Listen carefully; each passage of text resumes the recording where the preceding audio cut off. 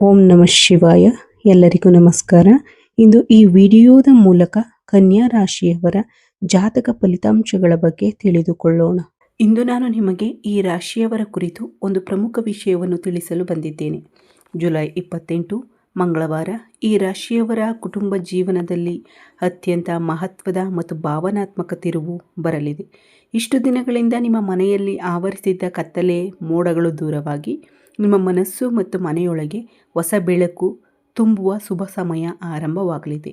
ಈ ರಾಶಿಯವರು ಈ ವಿಡಿಯೋವನ್ನು ಮೊದಲ ಬಾರಿಗೆ ನೋಡುತ್ತಿದ್ದರೆ ದಯವಿಟ್ಟು ಲೈಕ್ ಮಾಡಿ, ಹಾಗೆಯೇ ನಮ್ಮ ಚಾನಲನ್ನು ಸಬ್ಸ್ಕ್ರೈಬ್ ಮಾಡಿ.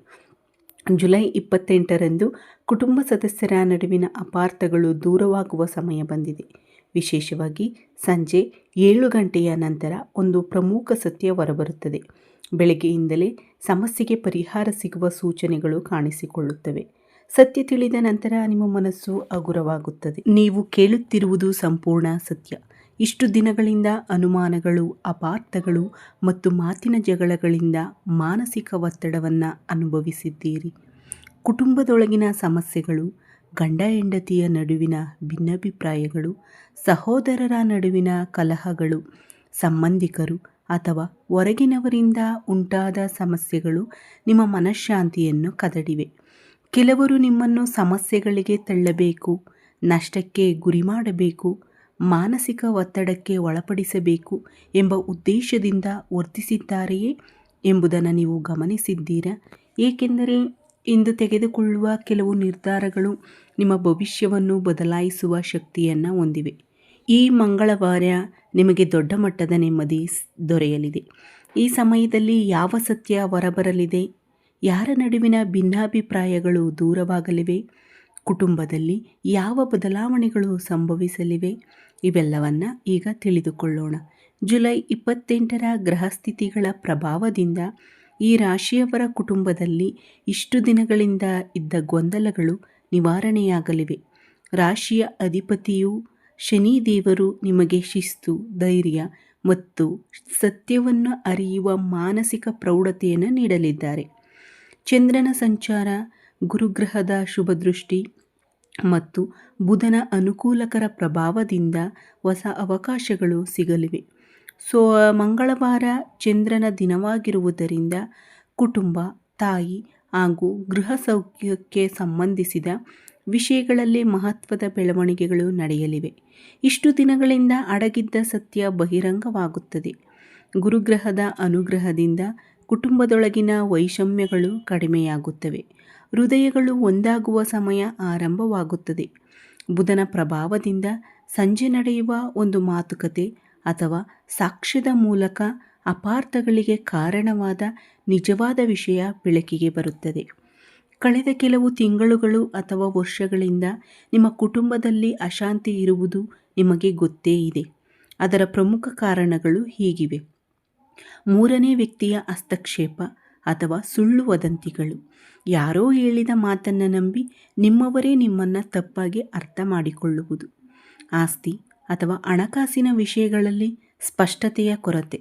ನಾನೇ ಹೆಚ್ಚು ಕೆಲಸ ಮಾಡುತ್ತಿದ್ದೇನೆ, ನನಗೆ ಗೌರವ ಸಿಗುತ್ತಿಲ್ಲ ಎಂಬ ಭಾವನೆ. ಗಂಡ, ಹೆಂಡತಿ, ಅಣ್ಣ, ತಮ್ಮ, ಅಕ್ಕ, ತಂಗಿ ಅಥವಾ ಇತರ ಕುಟುಂಬ ಸದಸ್ಯರ ನಡುವೆ ಸಣ್ಣ ಮಾತಿನ ಭಿನ್ನಾಭಿಪ್ರಾಯಗಳು. ನೀವು ಒಳ್ಳೆಯ ಉದ್ದೇಶದಿಂದ ಹೇಳಿದ ಮಾತನ್ನು ಎದುರಾಳಿ ತಪ್ಪಾಗಿ ಅರ್ಥ ಮಾಡಿಕೊಂಡಿರಬಹುದು. ಇದರಿಂದ ಮನಸ್ಸಿನ ಅಂತರ ಹೆಚ್ಚಾಗಿದೆ. ಈ ಎಲ್ಲ ಸಮಸ್ಯೆಗಳ ಹಿಂದೆ ನಿಮ್ಮ ಕುಟುಂಬದಲ್ಲಿ ಶಾಂತಿ ಕದಡಲು ಪ್ರಯತ್ನಿಸಿದ ಒಬ್ಬ ವ್ಯಕ್ತಿಯ ಪ್ರಭಾವವೂ ಇರಬಹುದು. ಕುಟುಂಬದ ಸದಸ್ಯರ ನಡುವೆ ಜಗಳ, ಅನುಮಾನ ಮತ್ತು ಮಾನಸಿಕ ಒತ್ತಡ ಉಂಟುಮಾಡುವ ಉದ್ದೇಶದಿಂದ ಕೆಲವು ಘಟನೆಗಳು ನಡೆದಿರಬಹುದು. ಇದು ಯಾರ ನಡುವಿನ ಅಪಾರ್ಥಗಳು ದೂರವಾಗಲಿವೆ? ಗಂಡ ಹೆಂಡತಿಯ ನಡುವಿನ ಅನುಮಾನಗಳು ಮತ್ತು ಮೂರನೇ ವ್ಯಕ್ತಿಯಿಂದ ಉಂಟಾದ ಸಮಸ್ಯೆಗಳು ನಿವಾರಣೆಯಾಗುತ್ತವೆ. ಸಹೋದರ ಸಹೋದರಿಯರ ನಡುವಿನ ಆಸ್ತಿ ಅಥವಾ ಹಂಚಿಕೆ ಸಂಬಂಧಿತ ಭಿನ್ನಾಭಿಪ್ರಾಯಗಳು ಕಡಿಮೆಯಾಗುತ್ತವೆ. ಪೋಷಕರು ಮತ್ತು ಮಕ್ಕಳ ನಡುವೆ ಮದುವೆ ಅಥವಾ ಭವಿಷ್ಯದ ನಿರ್ಧಾರಗಳ ಬಗ್ಗೆ ಉತ್ತಮ ಅರ್ಥೈಸಿಕೆ ಮೂಡುತ್ತದೆ. ಅತ್ತೆ ಮಾವ, ಸೊಸೆ ಅಳಿಯರ ನಡುವಿನ ಹಳೆಯ ಮನಸ್ತಾಪಗಳು ಕೂಡ ಸಂಜೆ 7:25ಕ್ಕೆ ಹೊರಬರುವ ಸತ್ಯದಿಂದ ನಿವಾರಣೆಯಾಗುವ ಸಾಧ್ಯತೆ ಇದೆ.